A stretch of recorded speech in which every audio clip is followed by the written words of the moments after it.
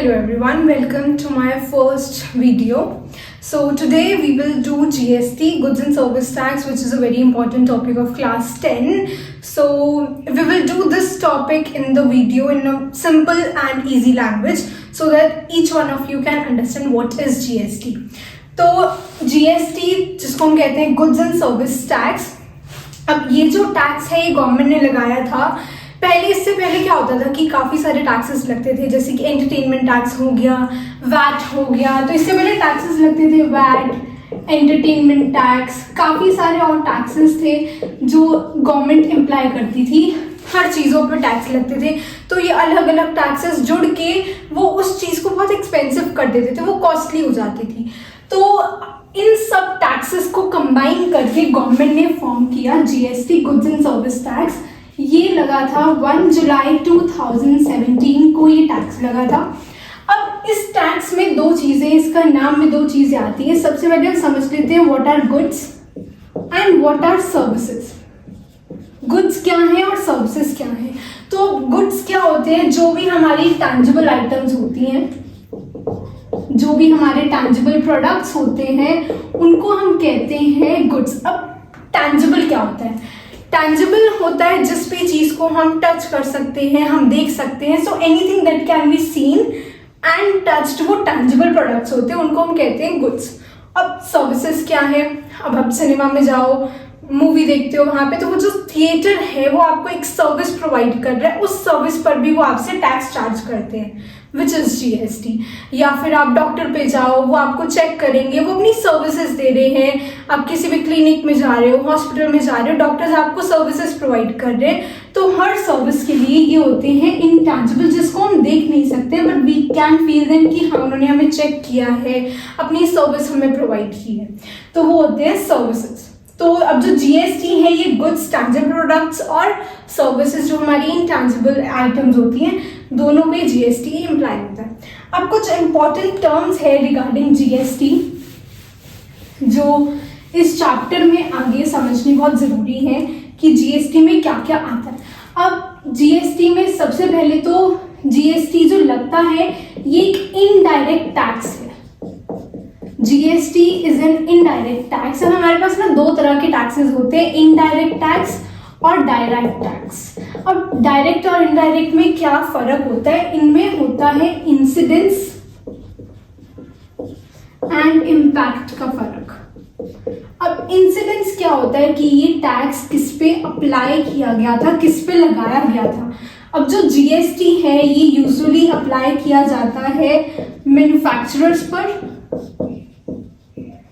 या फिर हम कह सकते हैं किसी बिजनेस पे, किसी फर्म पे अप्लाई किया जाता है ये टैक्स। उन पे हम टैक्स ही लगाते हैं और वो क्या करते हैं, एट द एंड किसी और से वो टैक्स ले लेते हैं। जैसे कि अगर मेरी एक फैक्ट्री है, मैं एक इंडस्ट्री में हूँ, उस इंडस्ट्री में मैं कुछ प्रोडक्शन कर रही हूँ, मैं कुछ क्रिएट कर रही हूँ, तो वो मेरी उस कमोडिटी पे, उस गुड पे एक टैक्स लगाया जाएगा जो कि मुझे देना पड़ेगा। लेकिन हम क्या करते हैं, जो मैन्युफैक्चरर्स हैं वो क्या करते हैं, ये जो भी टैक्स है ये कॉस्ट में ऐड कर देते हैं, अपना प्रॉफिट ऐड करते हैं और उसके बाद वो सेलिंग प्राइस पे उसको सेल कर देते हैं। तो एट द एंड ये जो टैक्स है ये लिया जाता है कस्टमर्स से। कस्टमर्स वो हैं जो ये टैक्स को पे करते हैं और इन पे उस टैक्स का इम्पैक्ट आता है। तो इनडायरेक्ट टैक्स क्या है, जिसपे इंसिडेंस और इम्पैक्ट दो अलग पर्सन्स पे करते हैं। तो ये लगता किसी और पे है, मैन्युफैक्चरर्स पे ये टैक्स अप्लाई होता है, लेकिन पे किसको करना पड़ता है, एट द एंड कस्टमर्स को। ठीक है, तो ये तो था कि जो जीएसटी है वो एक इनडायरेक्ट टैक्स है। अब काफ़ी कुछ टर्म्स हैं इससे रिलेटेड जो आपको इस चैप्टर में समझनी बहुत इंपॉर्टेंट है। जैसे कि सबसे पहले बात करते हैं, जीएसटी में दो चीज़ें होती हैं, एक तो आता है हमारा इनपुट टैक्स, एक आता है आउटपुट टैक्स, जिसको हम कहते हैं इनपुट जीएसटी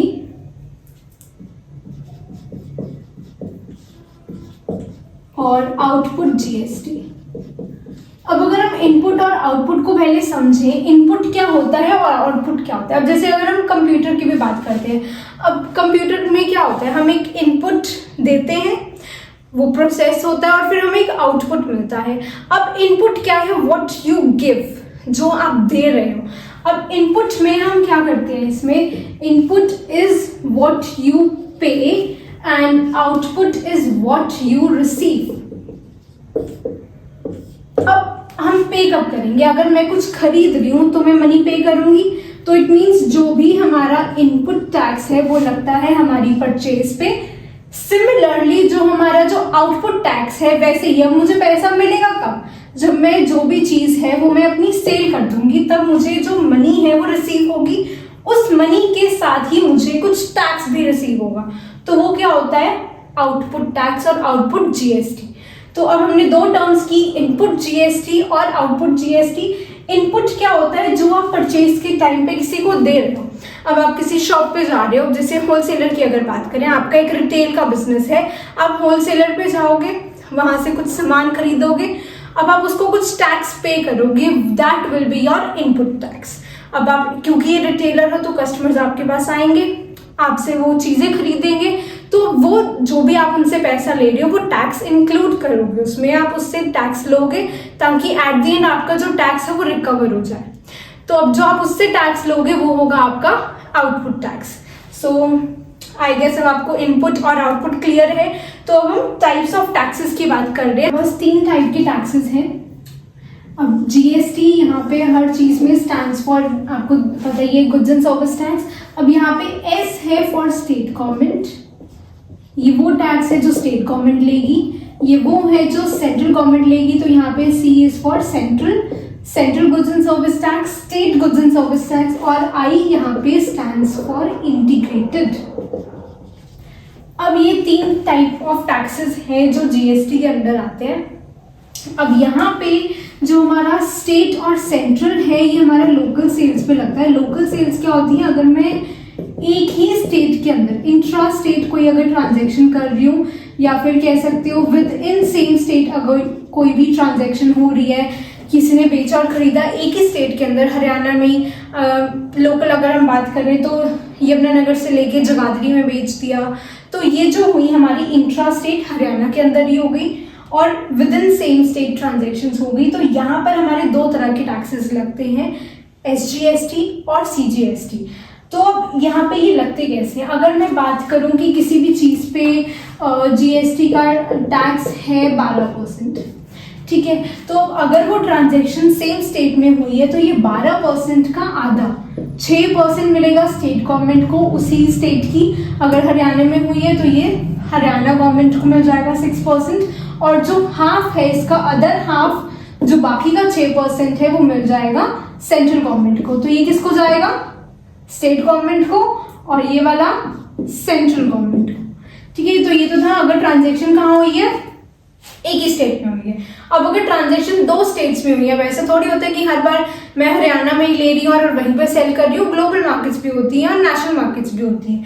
तो अगर ट्रांजेक्शन हो रही है 2 स्टेट के बीच में या उनसे ज्यादा के बीच में, जिसको हम क्या कहते हैं, इंटर स्टेट ट्रांजेक्शन। अगर ट्रांजेक्शन इंटर स्टेट हुई है तो उसमें क्या लगता है हमारा IGST, इंटीग्रेटेड जीएसटी। अब ये जो जीएसटी है ये हम इसके क्वेश्चंस नहीं करने वाले हैं, हम क्वेश्चंस करेंगे CGST और SGST के, जो कि सारे क्वेश्चंस बेस्ड होंगे इंट्रा स्टेट में। अगर आपको क्वेश्चन में मेंशन नहीं है कि वो ट्रांजेक्शन इंटर स्टेट है या इंट्रा है, तो हम उसको इंट्रा लेते हैं, मतलब विद इन सेम स्टेट लेंगे, 2 में नहीं लेंगे, ठीक है।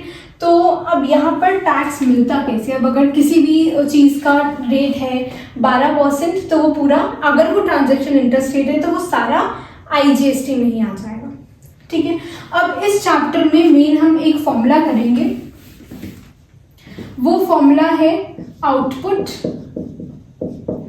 टैक्स और इनपुट टैक्स के ऊपर। अब इससे हम पहले ये समझेंगे कि हमारा इनपुट टैक्स क्या होता है और हमारा आउटपुट टैक्स क्या होता है, ठीक है। अब इनपुट टैक्स क्या है, जो हमने पे करना है, जो हमने अभी थोड़ी देर पहले किया, और आउटपुट टैक्स क्या है, जो हमने रिसीव करना है। तो ये कौन सा है, जो रिसीव होगा, जो हमें मिलेगा, और ये कौन सा है, जो हम पे करेंगे, ठीक है। इनपुट जो आप पे कर रहे हो, जो हम कब करते हैं, हमारी परचेज पे, अगर मैं कुछ बाय कर रही हूँ, और आउटपुट तब पे हम रिसीव करेंगे जब मैं कोई सेल कर रही हूँ। तो अब इनके बेसिस पे हम एक एग्जाम्पल लेके करते हैं। और से एक ट्रांजैक्शन हुई, मिस्टर ए ने गुड्स सेल किए मिस्टर बी को, ठीक है, जो कि थे 10,000 के, और हम जीएसटी ले लेते हैं कि इस ट्रांजैक्शन में है 10%, ठीक है। तो अब इसमें हम इस अमाउंट के ऊपर जितने का मिस्टर ए ने बी को बेचा है उस अमाउंट पे हम टैक्स कैलकुलेट करेंगे। तो हम इस पे जीएसटी कैलकुलेट कर लेते हैं। जीएसटी कितना आएगा, 10,000 पे 10%, विच विल बी 1,000 रुपीज। तो ये 1,000 रुपीज का टैक्स आया। ये दे कौन रहा है, मिस्टर बी। किसको, ए को।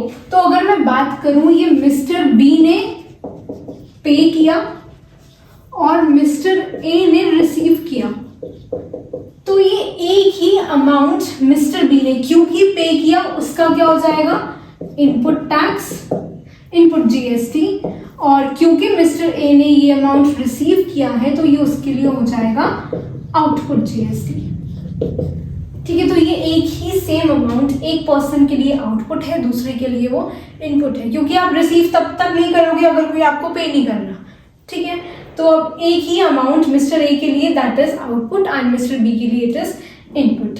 अब इसमें आपको जो क्वेश्चंस आएंगे उसमें आपसे पूछा क्या जाएगा, किसी भी पर्सन की tax liability, what is tax liability of manufacturer dealer, जो भी उस ट्रांजैक्शन में होगा, या फिर हिज टैक्स पेएबल कितना है उसका, या उसका नेट टैक्स कितना है, ठीक है। इन सब के लिए एक ही फॉर्मूला लगता है which is output tax minus input tax, क्योंकि जो हम रिसीव करते हैं, हम अगर मैंने किसी भी चीज़ को अगर इसने बेचा 10,000 का है मिस्टर ए ने बी को, तो ज़रूरी नहीं है उसने 10,000 या 11 का खरीदा होगा, कोई लॉस में नहीं बेचेगा। तो अब जैसे कह देते हैं कि इसने खरीदी थी वो चीज़ 8,000 की, जो इसने बेच दी 10,000 की, तो इसने क्या किया, अपने प्रॉफिट ऐड किया, जो कितना था 2,000। तो ये 2,000 मिस्टर ए का प्रॉफिट था। जो चीज उसने 8,000 की खरीदी, उसने 2,000 अपना प्रॉफिट लिया और 10,000 की वो बेचती मिस्टर बी को। अब इसमें इस ट्रांजैक्शन में अगर मैं देखूं, मुझे उसका मिस्टर ए का यहाँ पे आउटपुट टैक्स तो पता चल गया। अब उसका इनपुट क्या होगा, अगर मुझे उसकी टैक्स लायबिलिटी निकालनी है तो उसके लिए मुझे उसका आउटपुट और इनपुट दोनों बताने चाहिए। अब हमने इसका आउटपुट टैक्स तो फाइंड कर लिया, अगर हम इसका इनपुट फाइंड करें, इनपुट कब आएगा, जब उसने परचेज किया होगा, तो हमने उसकी परचेज ले ली। फॉर एग्जाम्पल उसने 8,000 का वो खरीदा, तो हम क्या निकाल रहे हैं, input tax, input GST for mister A, वो कितना आएगा 8,000 पर 10%, विच इज 800 रुपीज। तो ये हुआ उसका इनपुट टैक्स और ये हुआ उसका आउटपुट टैक्स। तो अगर मैं उसकी टैक्स लायबिलिटी निकालना चाहूँ तो मुझे क्या मिल जाएगी, आउटपुट टैक्स क्या था 1,000 और इनपुट टैक्स क्या था 800। तो ये आ जाएगा 200 का उसका नेट टैक्स, टैक्स लायबिलिटी, और या फिर हम इसको कह सकते हैं टैक्स पेएबल। अब ये जो उसका टैक्स पेएबल आया है ना, ये टैक्स वो देगा गवर्नमेंट को। तो हम इसको ऐसे भी कह सकते हैं, tax paid by mister A to government 200 rupees, ठीक है। अब इसमें क्या था, हमने ये पूरी ट्रांजैक्शन की, जो इस पूरी ट्रांजैक्शन में जो लास्ट अमाउंट होता है वो क्या था हमारा 10,000।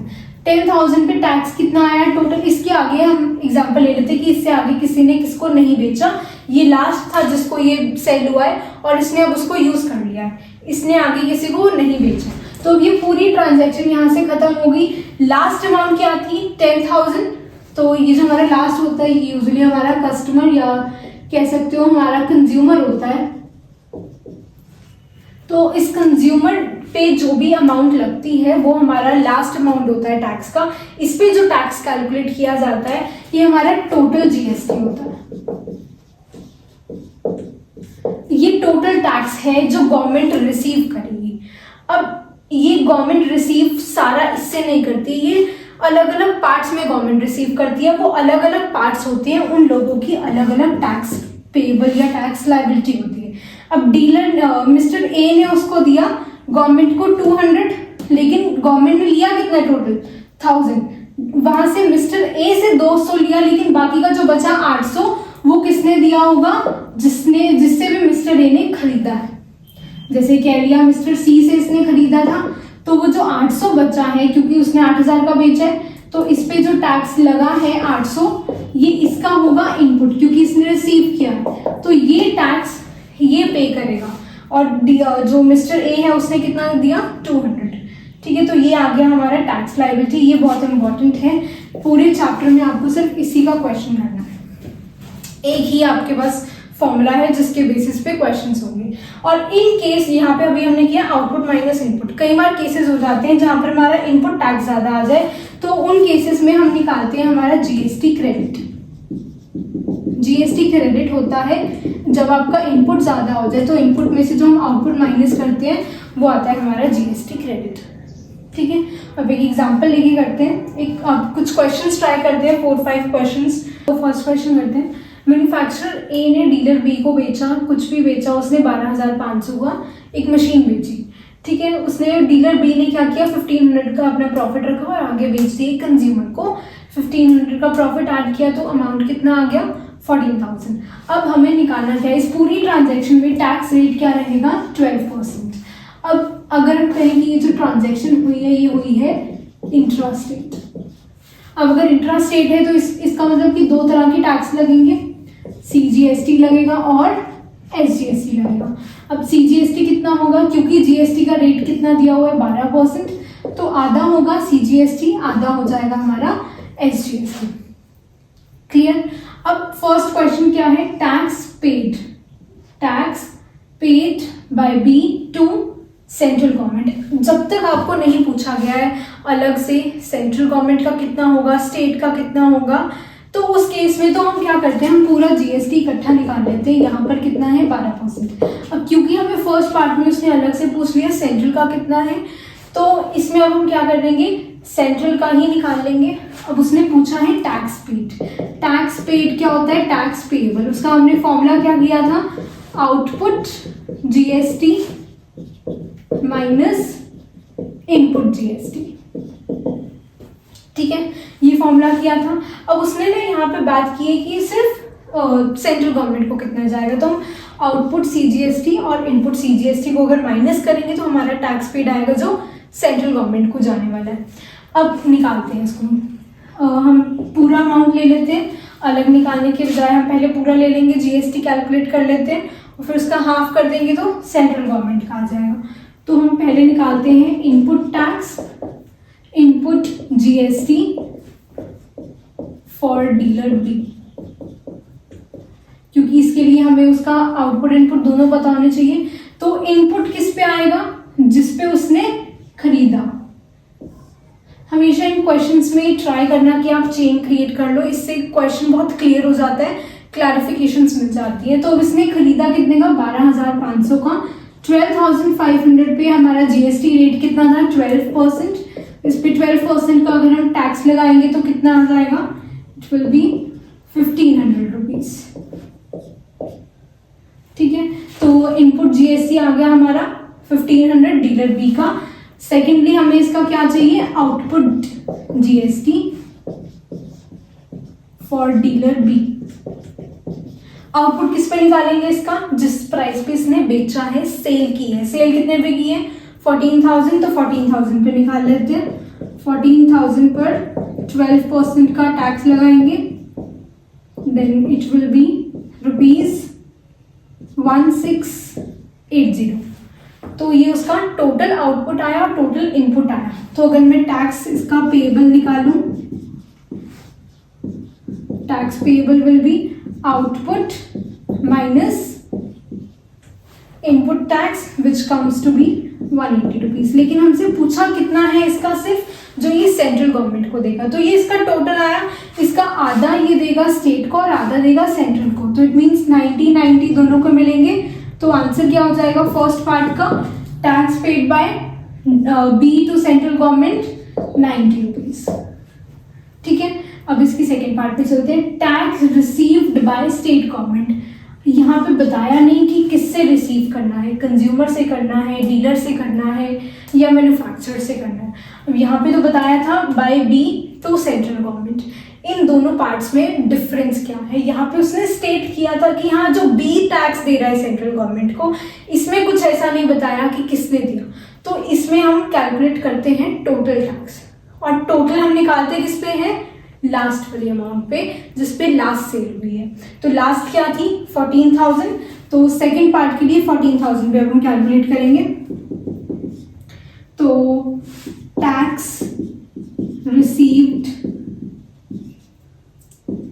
बाय स्टेट गवर्नमेंट, लास्ट कितना है 14,000, तो 14,000 पे अब हम निकाल लेते हैं। 14,000 का 12% हम ऑलरेडी फाइंड कर चुके हैं, जो कितना आया था 1680। इसका हाफ ही मिलेगा सेंट्रल गवर्नमेंट को और हाफ ही मिलेगा स्टेट गवर्नमेंट को, तो हाफ कितना आ जाएगा इसका, इट विल बी 840 रुपीज। तो इसकी यहीं पे हाफ कर देते हैं, यहीं पे हम 6% फाइंड कर लेते हैं, तो ये ठीक हो जाएगा इसको 840 रुपीज। ये मिलेगा इस पूरी ट्रांजैक्शन से स्टेट गवर्नमेंट को। लास्ट पार्ट क्या है, अमाउंट कंज्यूमर पेज। अब कंज्यूमर हमने तो दिख ही रहा है ना, ये कितने का लिया कंज्यूमर ने, 14,000 का। अब सिर्फ 14,000 कंज्यूमर पे नहीं करेगा, इसके ऊपर वो टैक्स भी पे करेगा। वो कितना होगा, जो हम ऑलरेडी फाइंड कर चुके हैं 14,000 पर 12% का, तो it comes out to be, so amount paid by consumer, उसका कॉस्ट जितना भी पड़ा उसको कॉस्ट प्लस इस पे टैक्स। टैक्स कितना आया था 1680, तो 14,000 plus 1680 rupee 15680 will be it's amount, and amount जो एक कंज्यूमर को पे करनी है। तो इस क्वेश्चन में दो चीजें बहुत इंपॉर्टेंट थी बतानी। एक तो कि अगर स्टेटेड है टैक्स लायबिलिटी किसी की भी पूछ रहा है तो वो उस पर्सन का ही इनपुट आउटपुट आपको निकालना है, और अगर नहीं बताया तो इट मीन्स वो टोटल पे पूछ रहा है। ठीक है, so I guess this question is clear. Now let's move on to second question. तो सेकेंड क्वेश्चन करते हैं, होलसेलर ने डिस्काउंट पे बेचा एक शॉपकीपर को। शॉपकीपर ने, क्वेश्चन क्या है, shopkeeper bot an article from a wholesaler. तो होलसेलर ने सेल किया शॉपकीपर को 20% के डिस्काउंट पे, और फिर शॉपकीपर ने क्या किया, वो आगे सेल कर दिया एक कंज्यूमर को। ठीक है, किस पे, प्रिंटेड प्राइस पे। इसका प्रिंटेड प्राइस कितना है 4,000, तो उसने खरीदा कितने पे है, डिस्काउंट पे। जब भी आपको किसी भी क्वेश्चन में टैक्स निकालना है और डिस्काउंट है उस क्वेश्चन में, तो सबसे पहले हम क्या करेंगे, डिस्काउंट को माइनस करेंगे, उसके बाद जो अमाउंट आएगा माइनस करने के बाद उस पर टैक्स कैलकुलेट करेंगे। तो सबसे पहले हम इसका डिस्काउंट कैलकुलेट कर लेते हैं। तो डिस्काउंट फर्स्ट पार्ट में let's check it's discount. Discount कितना मिला इसको 4,000 पे 20% का, तो 4,000 का 20% 800 का इसको डिस्काउंट रिसीव हुआ। अब ये जो 800 है हम माइनस कर देंगे, तो amount after discount, printed price में से ये माइनस हो जाएगा, दैट गिव्स यू रुपीज 3,200। अब इस 3,200 पे हम टैक्स कैलकुलेट करेंगे जो शॉपकीपर देगा होलसेलर को। तो इस पे टैक्स निकाल लेते हैं 3,200 का, it is 12%, which will be rupees 384। ठीक है, तो ये जो है, अब अमाउंट क्योंकि इंक्लूसिव उसको चाहिए, तो amount inclusive of GST, amount कितना था 3,200 प्लस 384, तो दैट इज रुपीज 3,584। ये जो है शॉपकीपर टोटल अमाउंट देगा होलसेलर को। अब सेकेंड हमें क्या चाहिए, amount of tax paid. Tax paid by shopkeeper, किसको, स्टेट गवर्नमेंट को। जी अब यहाँ पे क्या चाहिए हमें, टैक्स पेबल चाहिए। तो इसके लिए हमने, क्योंकि ये इसने पे किया है, तो ये क्या हो जाएगा इसका input tax of shopkeeper same रहेगा 384। अब हमें चाहिए कितना है, only for the state government. तो लेट्स डू सेकेंड पार्ट। तो for input tax of shopkeeper, that is rupees 384. Now output tax of shopkeeper, output price क्या था उसका 4000, सेल 4000 की होगी तो 4000 पे 12%, दैट इज ₹480। ये आ गया उसका। अब हमें चाहिए कितना, for only state government, tax payable 480 minus 384 ₹96। और फॉर स्टेट गवर्नमेंट इसका हाफ हो जाएगा, तो स्टेट गवर्नमेंट को कितना मिलेगा 48 रुपीज। ठीक है, now let's move on to third part. अब उसने सेंट्रल गवर्नमेंट का टोटल टैक्स पूछा है, तो टोटल टैक्स कितना आ जाएगा फॉर पार्ट 3। पार्ट 3 के लिए क्या होगा, tax received by central government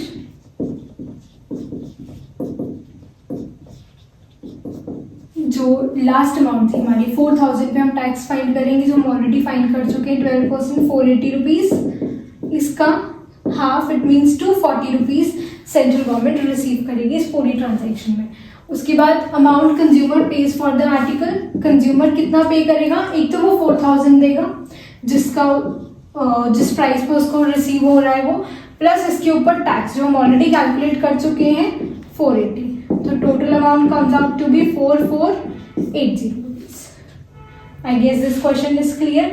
इसकी जो लास्ट के दो पार्ट्स हैं those were similar to the previous question. To question number 3. अब question 3 क्या है, Miss Chawla goes to a shop to buy a leather coat which cost ₹885। उसका list price है ये, जो उस पर टैग लगा हुआ है उसका ये वो प्राइस है। Rate of GST is 18%। She tells shopkeeper to reduce price to such an extent that she has to pay the list price inclusive of GST, find reduction in price। तो question क्या है कि miss Chawla एक coat लेने गई है, 885 का वो था। अब उस 885 पे टैक्स लगेगा ऊपर 18% का, लेकिन उसने शॉपकीपर को क्या कहा कि मुझे आप इतना डिस्काउंट दे दो कि जब उस अमाउंट पे, डिस्काउंटेड अमाउंट पे जब टैक्स लगाए तो वो 885 ही दे, मतलब इन शॉर्ट मुझे 885 ही देने पड़े आफ्टर इंक्लूडिंग टैक्स। तो अब हमें निकालना क्या है कि कितना रिडक्शन मिला उसको, कितने का डिस्काउंट मिला उस प्राइस में, कि ऐड करने के बाद हमें मिला 885 ओनली। ठीक है, तो अब हम लेट कर लेते हैं सॉल्यूशन में। अब लेट द रिड्यूस्ड प्राइस की वो डिस्काउंट देने के बाद जो प्राइस आया उसको हम ले लेते हैं x। ठीक है, मैंने उसको डिस्काउंट दिया, डिस्काउंट माइनस करने के बाद आया x रुपीज। ठीक है, अब हम उसका डिस्काउंट कैलकुलेट कर लेते हैं। उसको डिस्काउंट कितने का मिला होगा, 885 माइनस x करके जो भी आएगा वो उसका डिस्काउंट का अमाउंट होगा। जो रिडक्शन हमें निकालनी है ये वो होगी उसकी डिस्काउंट की अमाउंट। ठीक है, अब क्योंकि इसके ऊपर उसके बाद टैक्स भी लगेगा, तो वो टैक्स कितना है 18%, तो हम इस पर टैक्स निकाल लेते हैं। Tax on quote x into 18%, तो इसका मतलब 18/100 x कटिंग कर देंगे तो इट विल बी 9/50 x। ये उसको टैक्स पे करना पड़ेगा। अब ये जो टैक्स है वो इस अमाउंट में ऐड होगा, क्योंकि ये और ये दोनों ऐड करने के बाद कितना चाहिए उसको 885। तो टोटल अमाउंट कितना है x प्लस 9/50x, एलसीएम ले लेंगे 50x plus 9x, that comes to be 59/50x।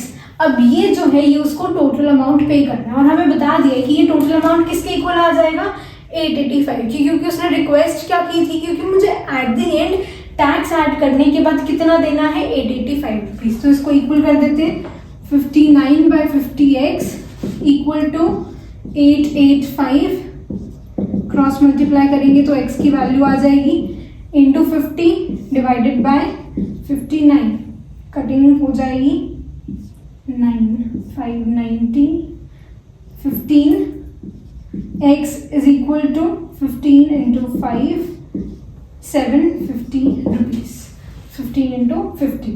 तो ये आया उसका फाइनल प्राइस आफ्टर डिडक्शन, मतलब जो x हमने क्या लिया था, रिड्यूस्ड प्राइस, डिडक्शन करने के बाद। लेकिन हमसे पूछा क्या गया, कितने का डिस्काउंट मिला, रिडक्शन कितनी थी, तो रिडक्शन कैलकुलेट कर लेंगे हम, टोटल में से 750 माइनस कर देंगे, तो that comes out to be ₹135, ये उसको डिडक्शन मिल गई। ठीक है, तो ये थोड़ा सा अलग क्वेश्चन था, आई गेस ये आपको क्लियर हो गया। उसने क्या कहा था कि एक कोट का प्राइस था 885, उसको डिस्काउंट इतना चाहिए था कि आफ्टर डिस्काउंट टैक्स ऐड करने के बाद जो अमाउंट मिल रहा है वो कितना ही हो, 885 ही देना पड़े। तो उसको कितने का डिस्काउंट मिल गया, 135 रुपीज का उस अमाउंट में से। ठीक है, अब लास्ट क्वेश्चन करते हैं। Last question, courier company Delhi में है, 4 टाइप्स ऑफ सर्विसेज को दे रही है, ABCD। एक इंडस्ट्रियल हाउस ने एक ऑर्डर दिया है उनको, ठीक है, ऑर्डर है, ये उनका ऑर्डर है, हमें बिल की अमाउंट निकालनी है। 4 सर्विसेज उन्होंने, चारों सर्विस ऑर्डर की हैं। अब हर सर्विस की अलग अलग क्वांटिटी ऑर्डर की है उन्होंने, और हर एक की कॉस्ट दिया हुआ है। डिस्काउंट A और B पे कोई डिस्काउंट नहीं है, C और D पे है, GST सबका अलग है। तो टोटल अमाउंट ऑफ बिल करने के लिए हमें क्या करना पड़ेगा, हर सर्विस को अलग अलग कैलकुलेट करना पड़ेगा। तो सबसे पहले सर्विस A पे चलते हैं। सर्विस A के लिए टोटल कॉस्ट कितनी आएगी, total amount will be, number of service 28 ली है, A की कॉस्ट है 80 रुपीज, तो यहाँ से कम्स आउट टू बी 2240। इस पे डिस्काउंट नहीं है तो हम डायरेक्टली GST कैलकुलेट कर लेंगे इसका।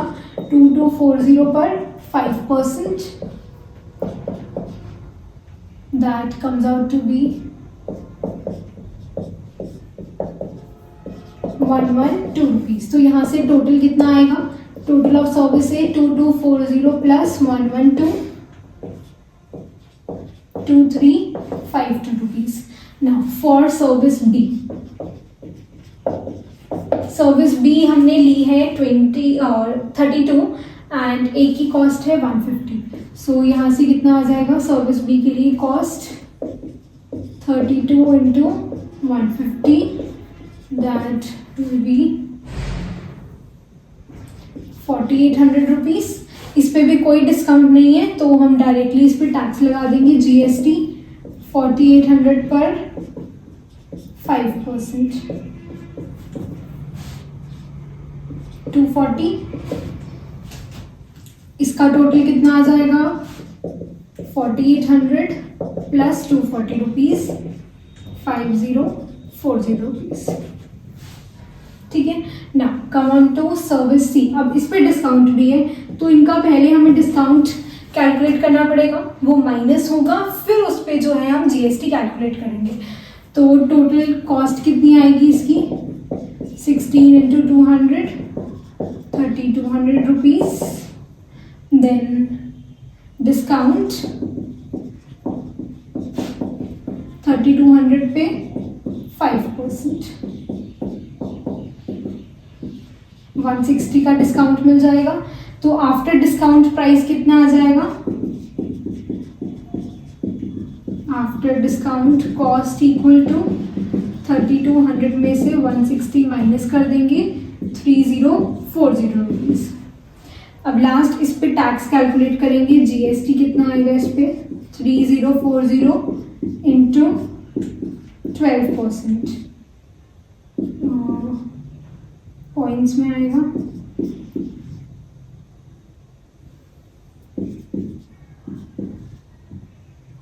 1824/5,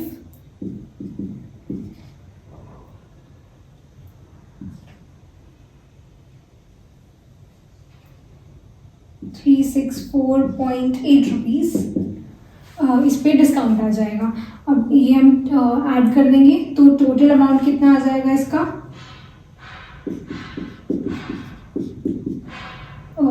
3040 में ये ऐड हो जाएगा 3040 प्लस 364.8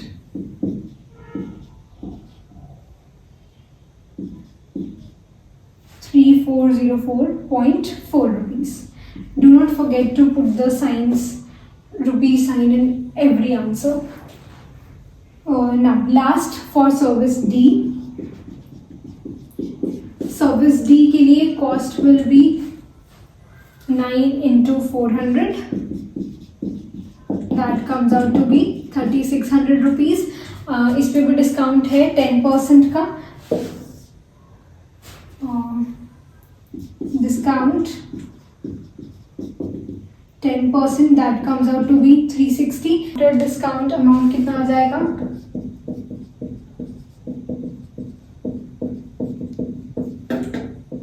3600 minus 360 3240. इस पे लगेगा 18% का टैक्स तो tax will be 3240 into 18%.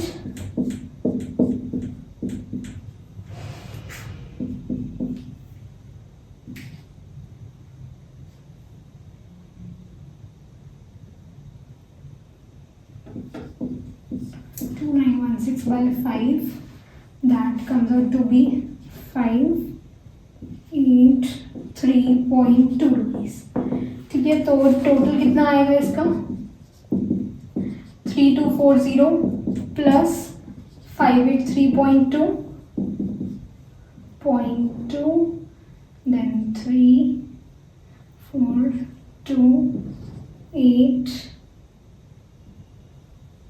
3823.2 rupees. अब टोटल अमाउंट ऑफ बिल चाहिए। टोटल ऑफ बिल वो कैसे आएगा अगर हम 2352 को ऐड कर देंगे 5040 को ऐड करेंगे और इसको ऐड करेंगे 0.8 यहाँ 0.8 आएगा ठीक है और इसको पॉइंट्स को ऐड करेंगे तो इट विल बी 0.8 एंड 0.2 आ जाएगा 3 7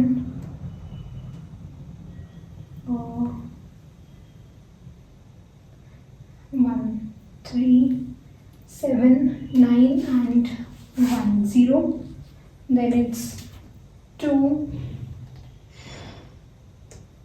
4 6 and 5 11 and 1 2 then 8 12 15 and 1 16 3 6 11 13 and 1 14 so total amounts come to be rupee 14620 so that's all for today I guess आपको भी ये chapter clear हो गया होगा if you have any doubt then you can tell in the comment section if you think you have understood the chapter then do like and subscribe and also share in the comment section which topic you want me to discuss in the next lecture. Thank you.